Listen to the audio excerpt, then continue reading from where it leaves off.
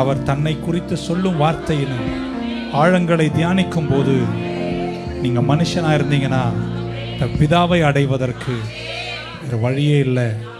இயேசுவே வழி, சத்தியம், ஜீவனமாக இருக்கிறார். வாழ்க்கையை அவருக்கு கொடுங்க, அவருக்காய் வாழுங்க. அவரை நம்பினவர் யாரும் அவர் கைவிட மாட்டார். இந்த உலகத்தில் துயரங்கள் வரும், ஆனால் தைரியமாறு, நீ எல்லாத்தையும் ஜெயிப்ப. இப்பொழுதும் கடந்து போறீங்களே, அதையும் நீங்க ஜெயிப்பீங்க. கர்த்தர் உங்களை கைவிட மாட்டார். உங்களை உயர்த்தி அழகு பார்ப்பார், காருண்யத்தில் வைப்பார்.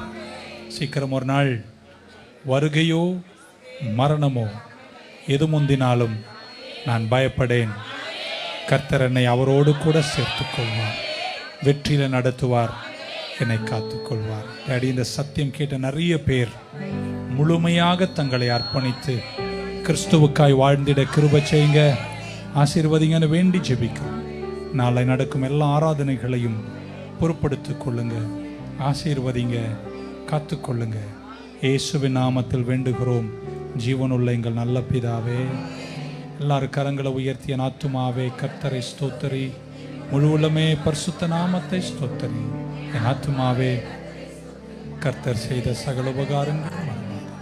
கர்த்தராகிய இயேசு கிறிஸ்துவின் கிருபை, பிதாவாகி தேவனுடைய அன்பு, பரிசுத்த ஆவியானுடைய அந்யுன்ய ஐக்கியம் நம் அனைவரோடும், எல்லா பரிசுத்தவானுடைய திருச்சபையோடும் கூடி வந்த அனைவரோடும் இன்றும் என்றும் இருப்பதாக. God bless you.